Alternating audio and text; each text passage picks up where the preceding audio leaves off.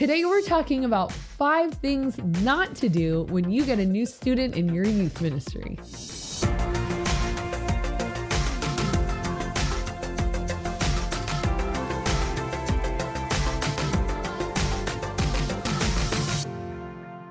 Hey, if this is your first time joining us, welcome to the Ministry Coach Podcast. My name is Jeff Lascola, and this is Kristen Lascola. And we come before you, youth pastors, youth directors, and youth ministers, or anybody working in youth ministry, Or volunteers. really. Or volunteers. They with kind of are pastors. That's true. With weekly tips and tactics to help you amplify the impact, grow your youth ministries, and increase the overall health.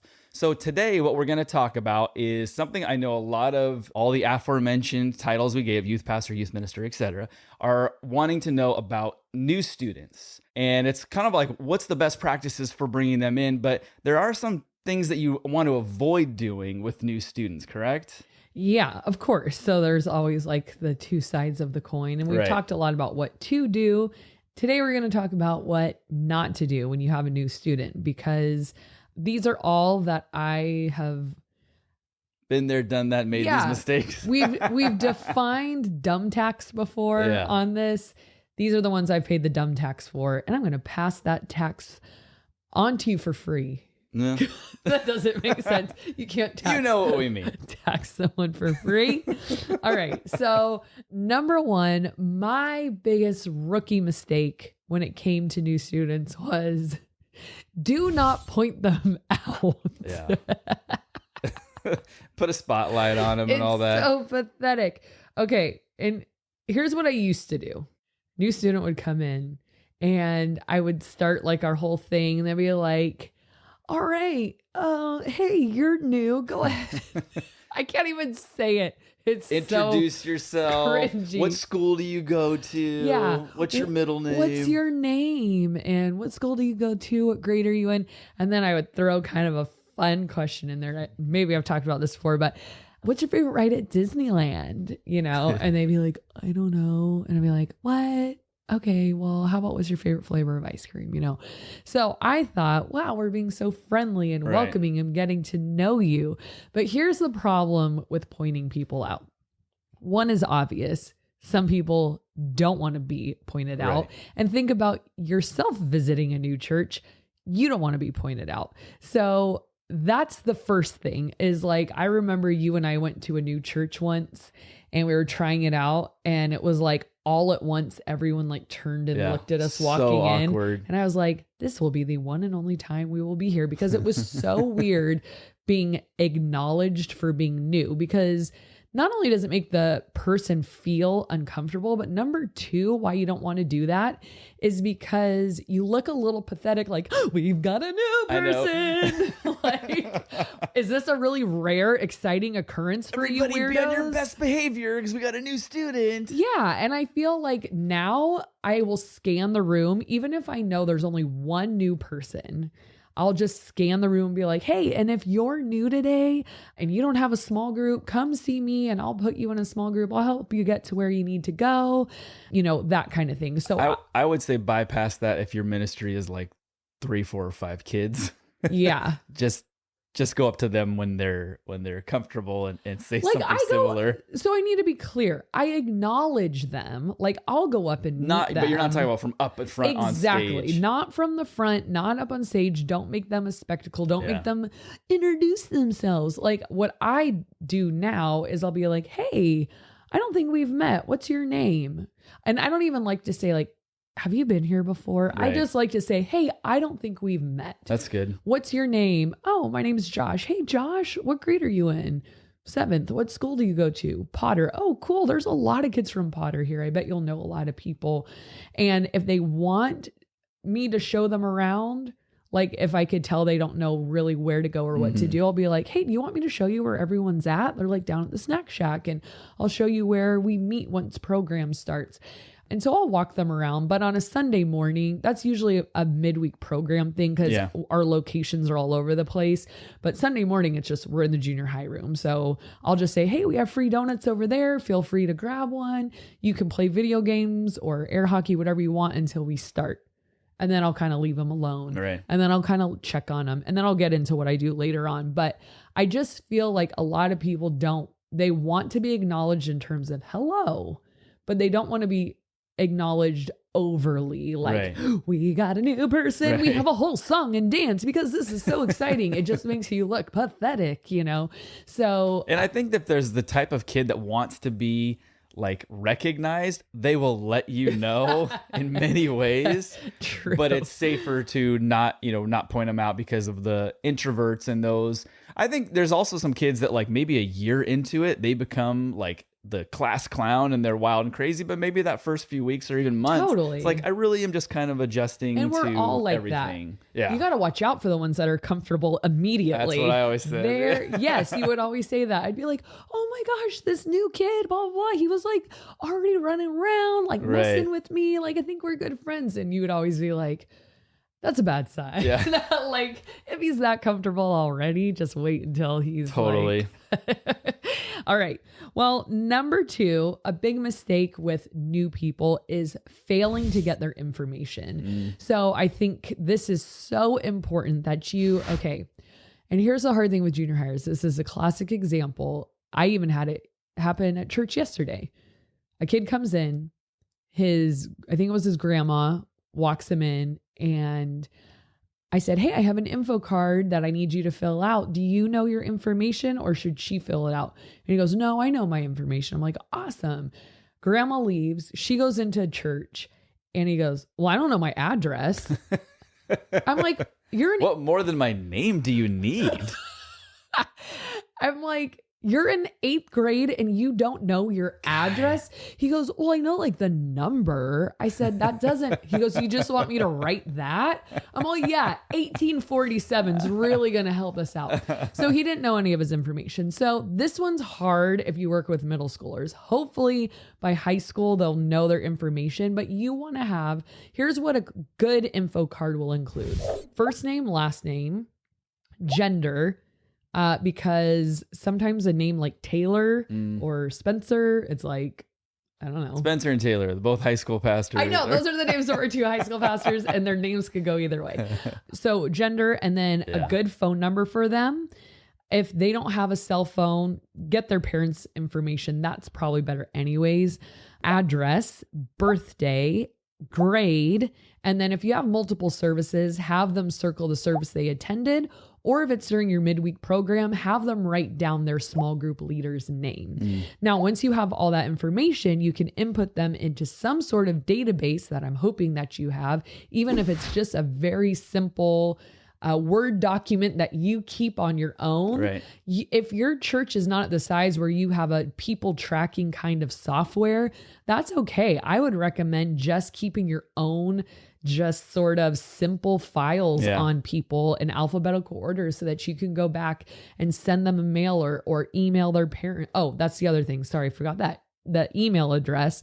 I like the parent email address on there, not the student email address. They never check their email, but parent email address and parent phone number. And whether you put that in a Word document, you can turn that into mailing labels, whether you put that into an Excel sheet, whether you just keep the hard copy and put it in an old-fashioned filing cabinet. I don't know, but not getting people's information is a big deal because then that person sort of just dissolves into space.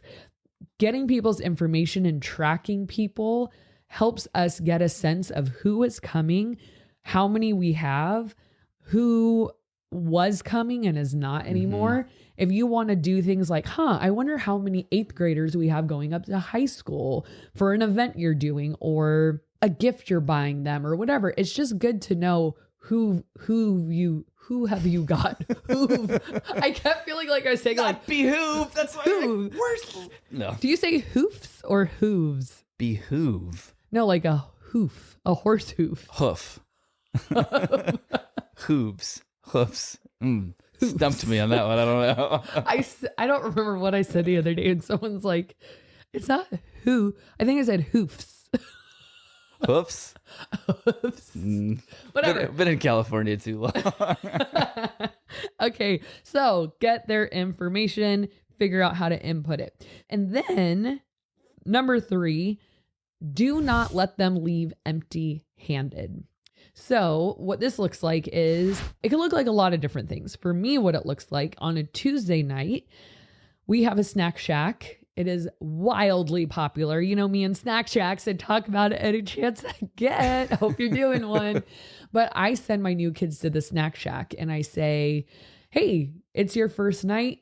Again, this is before program. I'm not announcing from the stage, hello, Josh, you're new, go to the snack shack. I just say, hey, it's your first night. Let me treat you to something from the snack shack. You know, the snack shack manager guy already knows. And I say, go pick out anything you want. And they're like, some kids are like, no, thank you. I'm like, what is wrong with you? But most kids are like, yay, thanks, you know. Or leaving empty-handed. Something you might want to hand them is a flyer for your upcoming event. So sometimes I could tell kids are ready to jump in with both feet. And so I'll hand them our winter camp flyer or our all-nighter flyer.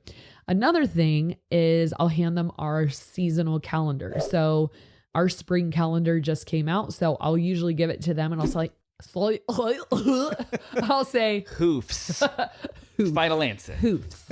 I'll say, give this to your mom. All my information's on there. So that's the cool thing about my calendar and my flyers, that you want to make sure you're always publishing your information on those. So don't just say all nighter, 6 p.m. to 8 a.m. on April 24th. Like, okay, what if I have a question? Yeah. What if I need to arrive late or early or whatever? So over communicate always. Always put questions, contact Kristen Lascola, middle school pastor, phone number, email. And then you could even include like a website if you have one for registration and stuff like that. So always make sure you're including that information, because when I hand that new kid my spring calendar, on the back of it, it has my email, my phone number, my cell phone number, our social media handles, our website, everything. So now I've just pushed information to them and I've pushed contact information to them. And it's so great because now they have a way to get a hold of me.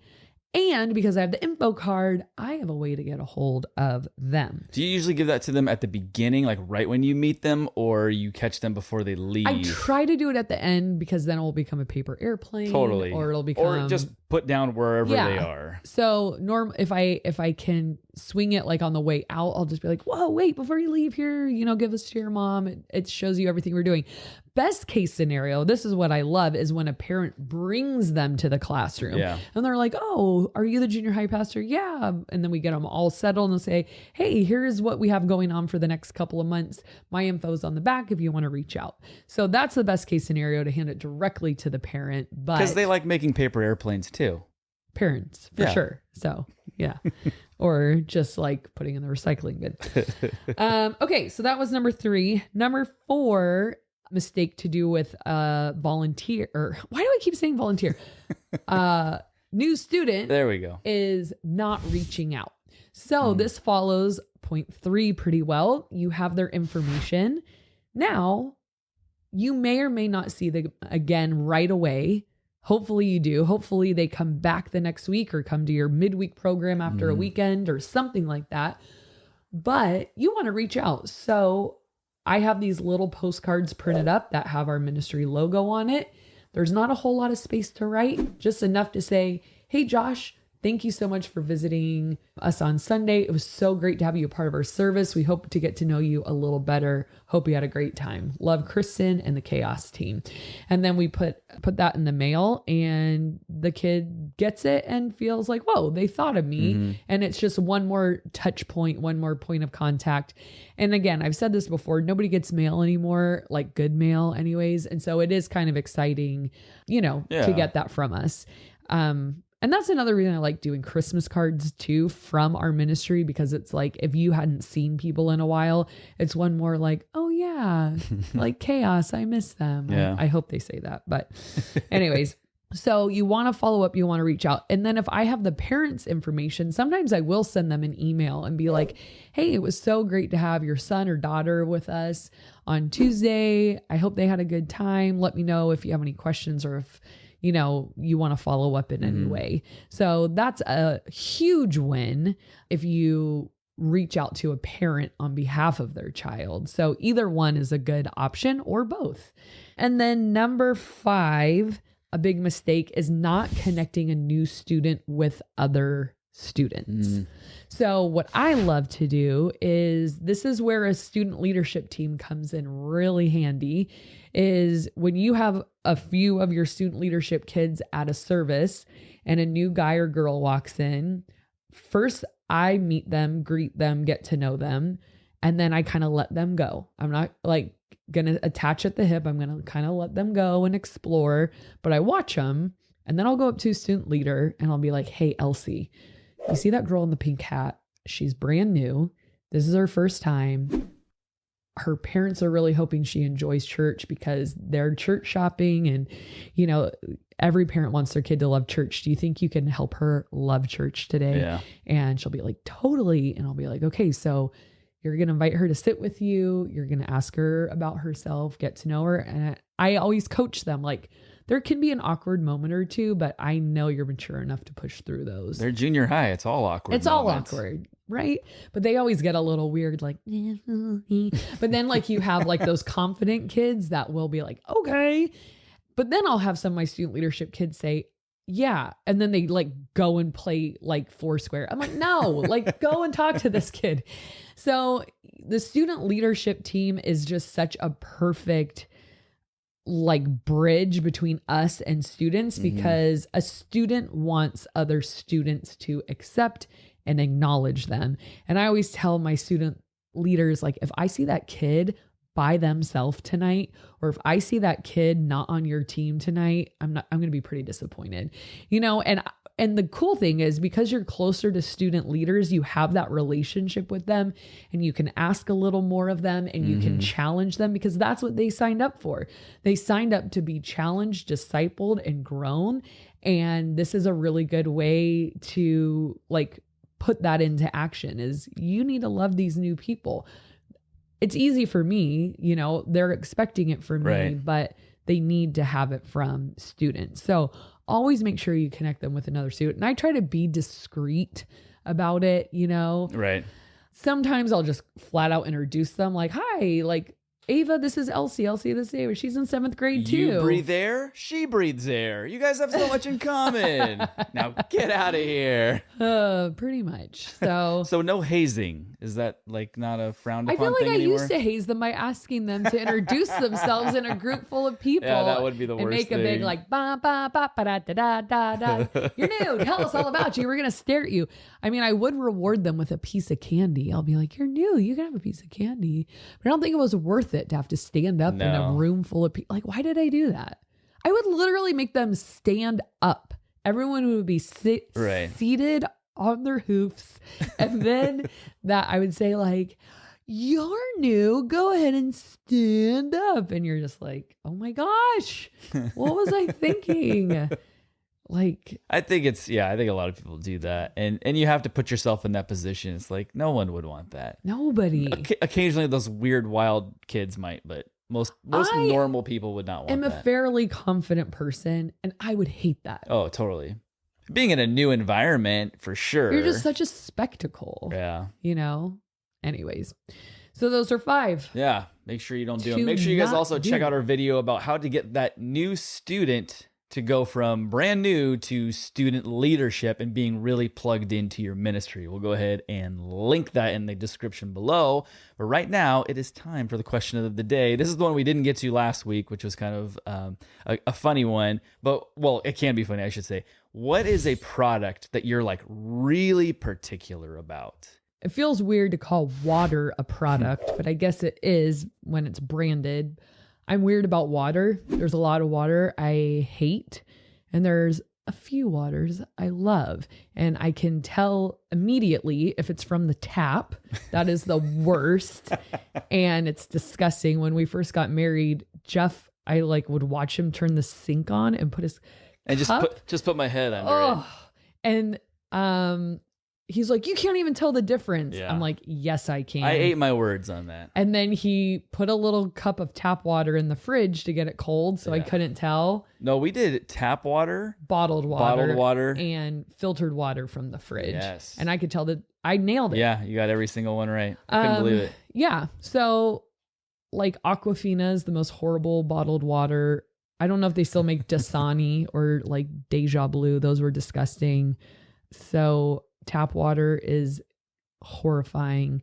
But for bottled water, I think for cheap brand, Arrowhead is pretty good. Okay. And then the expensive brands like Fiji or Evian, I think are good. The point is I want it to taste like nothing. But then if it's cheap water, you can tell because they put all those minerals in it and it's bitter. Yeah. It makes me feel sick. And tap water just tastes fishy. Some people old. don't even have tap water. I used to have a neighbor that drank out of the hose.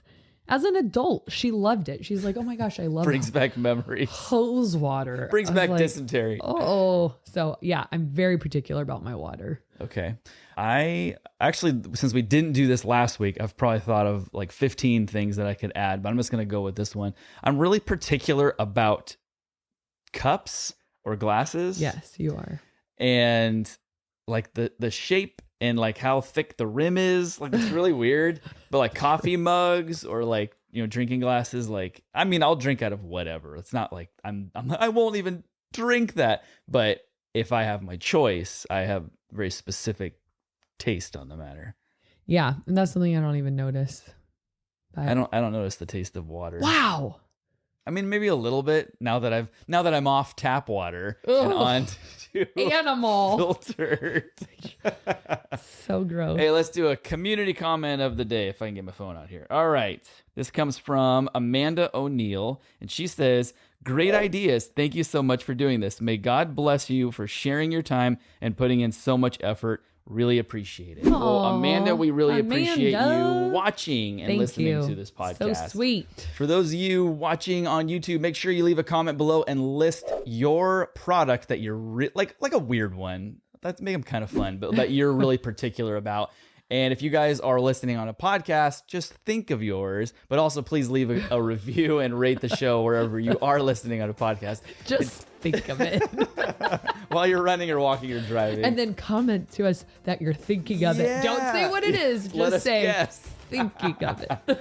Well, hey, you guys, thank you so much. And we will see you next time.